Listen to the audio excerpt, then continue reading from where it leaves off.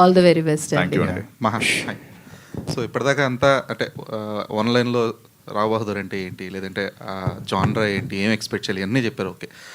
But రావు బహదూర్ యాక్చువల్గా ఒక సినాప్సిస్లా చెప్పాలి అంటే టిల్ డేట్ ఇప్పటిదాకా మీరు ఎన్ని less than a teaser release చేసినా, నాట్ ఎ టీజర్ చేసినా, మోర్ దెన్ ఎ టీజర్ చేసినా, ఎన్ని చేసినా కూడా ఒక కాన్సెప్ట్ లైన్లో ఏంటి, what should audience come down to the why should audience come down to the theatres అనేది ఒక లైన్లో ఇవ్వలేదు ఇప్పటిదాకా. దో మీరు అదే యాంటిసిపేషన్ ఉండాలి ఇవన్నీ చెప్తున్నా కూడా. సో అలా అప్పుడు అడిగితే ఏం చెప్తారు ఫ్యూ అవర్స్లో కాబట్టి అట్లీస్ట్. సో దిస్ ఈజ్ ఇప్పుడు నేను ఈ కథ సినాప్సిస్లో పెట్టాలంటే కూడా నాకు చాలా రోజులు ఎందుకు పట్టింది అనేది కూడా నేను నిదానంగా అర్థం చేసుకున్నా.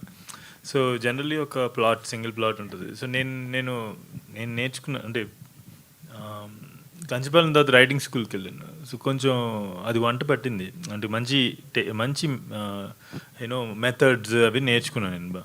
సో దాంట్లో ఒకటి వెరీ ఇంపార్టెంట్ థింగ్ నేను నేర్చుకుంది ఏంటంటే, మోస్ట్లీ మన సినిమాలు కూడా most of the times, not every film, there are great films and you know ఇవన్నీ ఈ మెథడ్స్ అని ఈ సబ్ప్లాట్స్ అనేవి కొంచెం సైడ్ లైన్ అయిపోతాయి అనమాట ఒక్కొక్కసారి మెయిన్ ప్లాట్ ముందుకెళ్తున్న కొద్ది.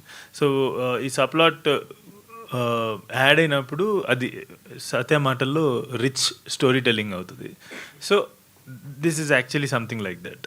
అయితే ఇవన్నీ కలగలిపి ఒక సినాప్సిస్ చెప్పడానికి నేను ఎప్పుడు కొద్దిగా కష్టపడాను. అందుకే నేను ఎప్పుడైనా నరేషన్ ఇమ్మన్నప్పుడు నేను కొన్ని పేర్లు తీయలేను, పెద్ద పెద్ద స్టార్ ప్రొడ్యూసర్స్, స్టార్ యాక్టర్స్ చెప్పినప్పుడు అరగంట ఇచ్చేవాళ్ళు, అరగంట లేదంటే 45 minutes ఇచ్చేవాళ్ళు. సరే మొదలు పెట్టేవాడిని, కానీ 4:30 నేనేం చేశానంటే ఫస్ట్ 2 సార్లు ఫెయిల్ అయ్యాను అనమాట. 1/2 hour 45 minutes చెప్పలేకపోయా. ఇలా కాదని ఓకే అరగంట 45 minutes అని నేను అక్కడికి వెళ్ళి మొత్తం నటించేవాడిని అనమాట. మొత్తం ఒక మైమ్ యాక్షన్ చేసేవాడిని స్క్రిప్ట్ అంతా. 4.5 hours పట్టేది. సో మీరు ఇప్పుడు ఒక సినాప్సిస్లో అడగాలంటే ఇప్పుడు ఈ టీజర్స్ అన్నిట్లో చెప్తున్నట్టుగానే ఒకడు ఉంటాడు, వాడికి ఒక 55-60 ఏళ్ళు ఉంటాయి, ఆడి పేరు రావు బహదూర్. వాడు టెర్మినల్లీ ఇల్ అనమాట. వాడు last stage, final stage cancer, liver cancer నుంచి సఫర్ అవుతుంటాడు.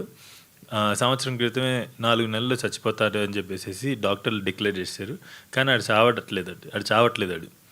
సో సో సో మీకు మొదటి సీన్లోనే అర్థమైపోతుంది ఎందుకు చావట్లేదు అని చెప్పేసి. వాడికి ఒక క్వెస్ట్ ఉంది.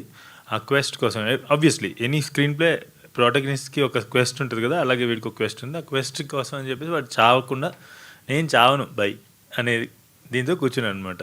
సో అతని క్వెస్ట్ ఏదైతే ఉందో, అతని వాంట్ ఏదైతే ఉందో అది ఫుల్ఫిల్ చేసుకోవటానికి ఎలాంటి సైకలాజికల్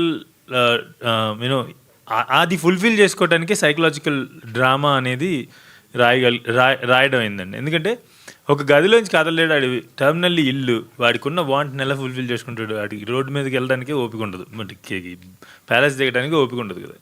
సో వీడు ఆడి చుట్టూ ఉన్న జనాల సైకాలజీతో ఆడుతూ ఎలా వాడి వాంట్ని ఫుల్ఫిల్ చేసుకుంటాడు అనేది కథ. ఈ నెపంతో మనం వాడు అసలు ఎవడు, ఆడు ఎట్లాంటి వాడు, ఇలా అయిపోయేటప్పుడు పాపం ఎన్ని స్టేజెస్లో వాడి జీవితం సంకనాగిపోయింది. అంటే చెప్తారు కదా లాస్ట్లో, జీవితం సంకనాగిపోయినప్పుడు ఆ శక్తులు సిద్ధిస్తాయని.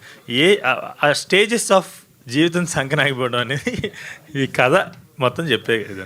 ఫైనల్గా చెప్పారు ఎప్పటికన్నా సినాప్సిస్?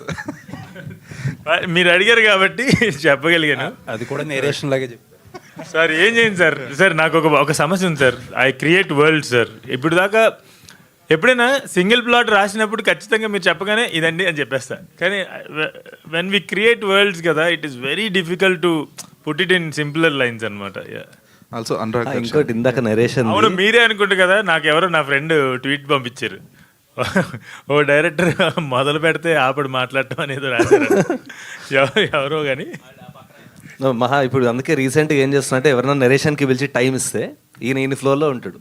మీరు 45 minutes ఇస్తే నేను చెప్తా 45 minutes ఆపేయాలంటే మీరు ఆపేసేయండి, నా ఆపేస్తా, మీకు వినాలంటే కంటిన్యూ చేయండి అని. But I think he has a good success rate.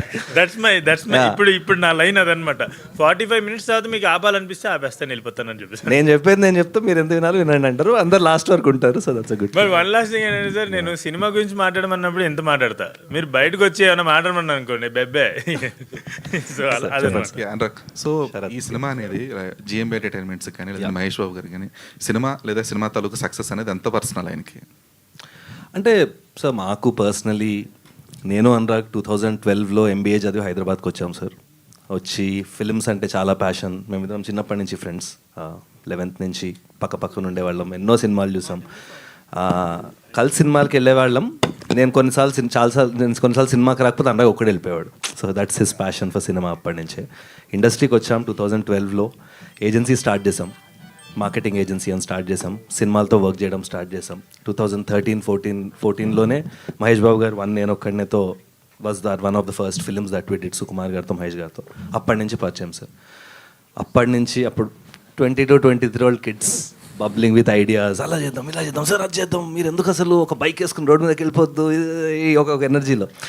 అక్కడి నుంచి వాళ్ళ మల్టిపుల్ ఫిల్మ్స్ మార్కెటింగ్ చేసాం. ఈ ప్రాసెస్లో వాళ్ళతో ఆబ్వియస్లీ చాలా discussions, travel.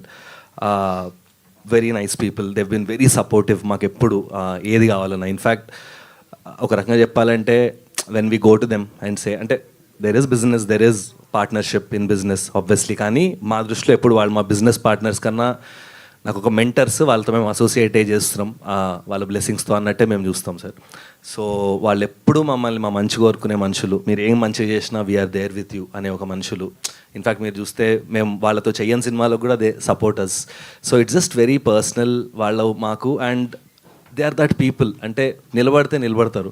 So it's a 12-year, almost 12-13-year relationship that we share with them very closely, deeply, and one of the very happiest things that I have at this point is that we are giving this film, Rao Bahadur అనే ఒక cinema వాళ్ళతో కలిసి మేము చేయడం అనేది మాకు చాలా happy. Because I really believe that Mahesh Babu సార్కి ఆయన కెరియర్లో ఎన్నో జ్యువెల్స్ ఉన్నాయి. Obviously Varanasi is also coming, but మొన్న ఆయన చెప్పినట్టు ఆయన క్రౌన్లో ఇది కూడా ఒక చిన్న జంబులాగా ఉంటుంది.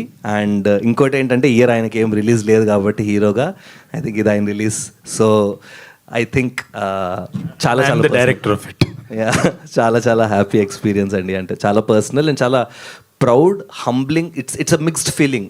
ఒక చిన్న ప్రౌడ్, ఒక పొగరు ఉంటుంది మహేష్ బాబు సార్తో చేస్తాను, కానీ ఒక చిన్న హంబ్లింగ్ ఫీలింగ్ ఉంటుంది అండ్ లాట్ ఆఫ్ రెస్పాన్సిబిలిటీ ఉంటుంది. డెఫినెట్లీ అది ఉంటుంది. జిఎంబి ఉంది అంటే ఆ రెస్పాన్సిబిలిటీ కొంచెం మాకు ఎక్కువ ఉండే, ఎక్కువ జాగ్రత్తగా, ఎక్కువ పద్ధతిగా, ఎక్కువ కరెక్ట్. ఆల్వేస్ థింక్ ఆఫ్, అంటే సో బ్లెస్డ్ అనిపిస్తుంటుంది అనమాట. Actually always think about it.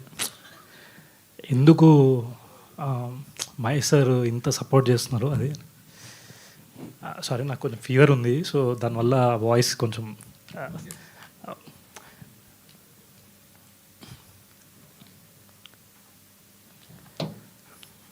తర్వాత చెప్తా. ఇప్పుడు చెప్పరా, చెప్పు. Okay sir, I say later. Sharath గారు, ఈరోజు ఇందాక ఒక పోస్టర్ రిలీజ్ చేశారు. అదేంటంటే Andhra Telangana ceded single screens and multiplexes different రేట్స్తో ఒక పోస్టర్ రిలీజ్ చేశారు. Pricing poster. అవును, ప్రైజింగ్ పోస్టర్. అంటే చాలా వరకు కూడా ప్రొడ్యూసర్స్ ఈ ప్రైజింగ్ అండర్స్టాండ్ చేసుకోవడానికి లేకపోతే ఎక్స్పెరిమెంట్ చేయడానికి ఒక రకమైన నైజాంలో ఒక రేట్లు, ఆంధ్రాలో ఒక రేట్లు అన్నట్టు బ్లాంకెట్గా వదిలేస్తున్నారు. దిస్ ఈజ్ ప్రాబబ్లీ ఈ మెథడాలజీ ఇంప్లిమెంట్ చేయాల్సిన టైం వచ్చిందేమో అని అనిపిస్తుంది. ప్రాబ్లీ మీరు అందులో ఫస్ట్ స్టెప్ తీసుకున్నారు. What exactly are the thoughts? అసలు going forward this should be a norm అంటారా? అంటే సార్ ఎగ్జాక్ట్లీ ఆ ప్రైజింగ్ మార్కెట్స్ని బట్టి లేకపోతే ఆడియన్స్ని బట్టి? సార్ ఇప్పుడు ప్రైజింగ్ స్ట్రాటజీ అనేది I think every producer is a businessman ఒక లెవెల్లో. సో ఎవరి ఫిల్మ్ ప్రైజింగ్ వాళ్ళు సెట్ చేసుకుంటారు.